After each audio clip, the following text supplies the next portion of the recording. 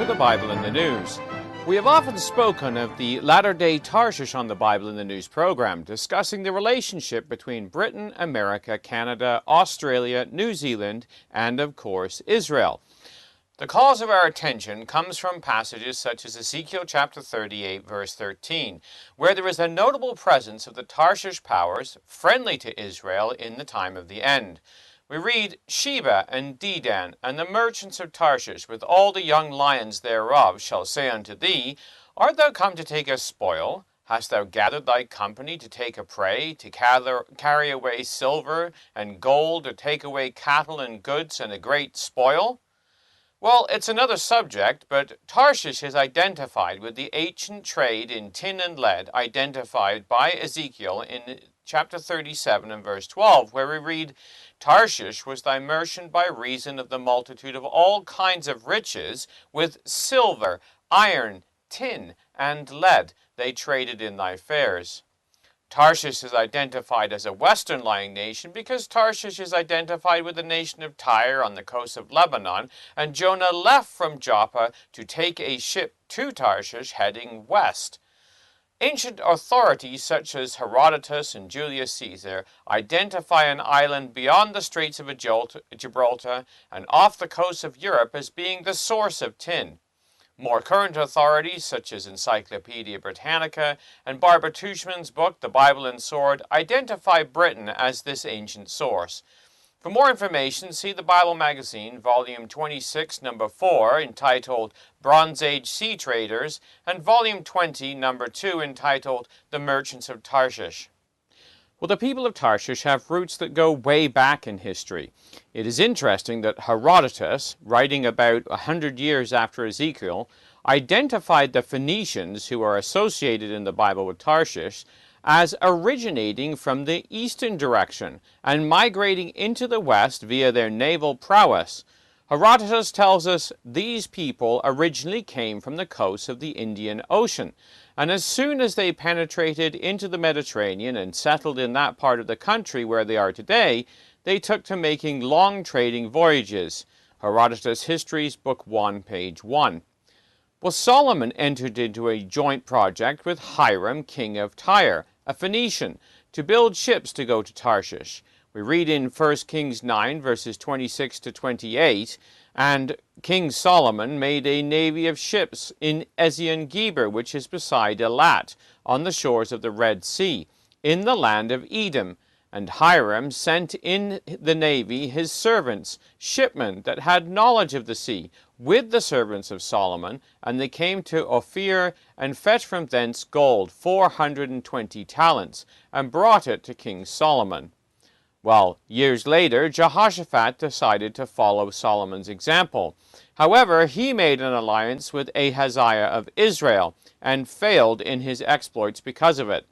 And after this we read in 2 Chronicles 20, verses 35 to 37, Jehoshaphat, king of Judah, joined himself with Ahaziah, king of Israel, who did very wickedly. And he joined himself with him to make ships to go to Tarshish. And they made ships in Ezion-Geber. Then Eleazar, the son of Dodivah of Mareshah, prophesied against Jehoshaphat, saying, Because thou hast joined thyself with Ahaziah, Yahweh hath broken thy works. And the ships were broken, that they were not able to go to Tarshish. Well, note where Jehoshaphat's ships were destroyed. Ezion-Geber. We are told this in the king's record too. Jehoshaphat made ships of Tarshish to go to Ophir for gold, but they went not, for the ships were broken at Ezion-Geber. 1 Kings 22, verse 48. So both Solomon and Jehoshaphat's navies were built in Elat, in the northern tip of the Red Sea, and were destined for an eastern Tarshish.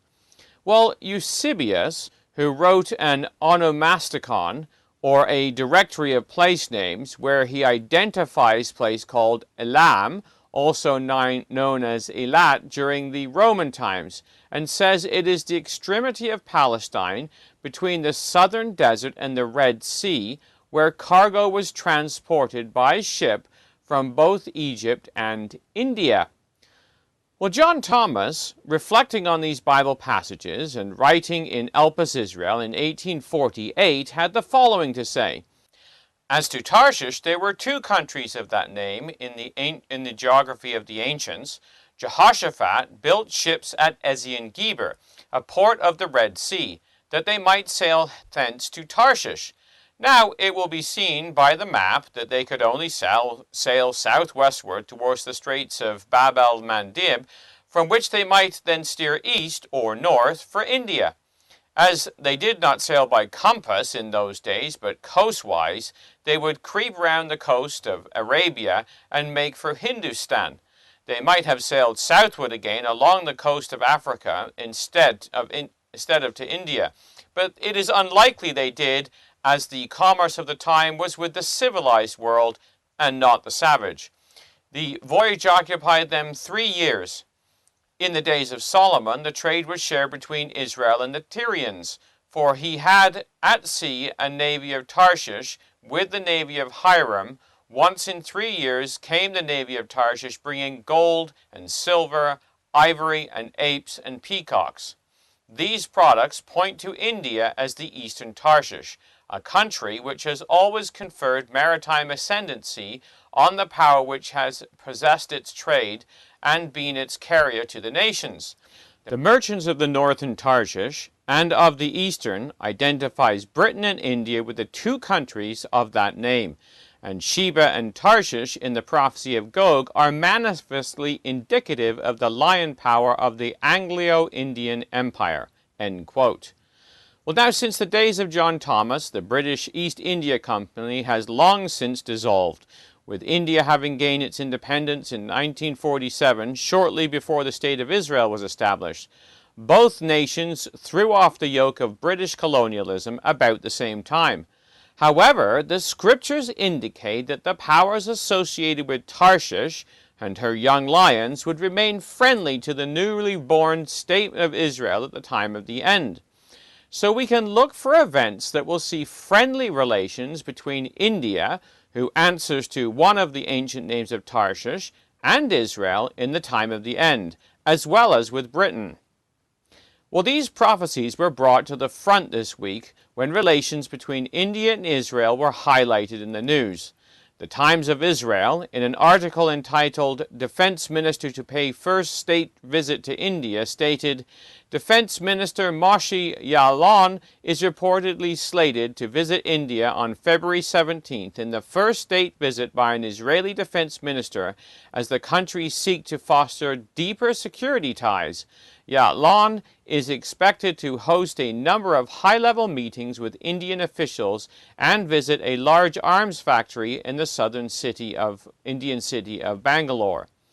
Well, when Prime Minister Benjamin Netanyahu met Indian Home Minister Rajnath Singh on November 6th in Israel, he stated, "Israel and India are on the cusp of a new era of increased cooperation in a wide variety of fields. This includes both economic and military cooperation." The same Times of Israel article also reported, in October, India reportedly agreed to a $525 million deal to buy Israel's guided Spike missiles, which were widely used during last summer's Operation Protective Edge. End quote.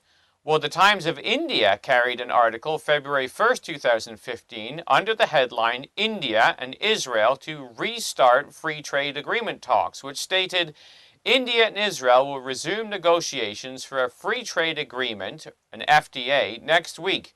Government sources confirmed, in another indication of deepening ties between the two countries since the Narendra Modi-led NDA government came to power.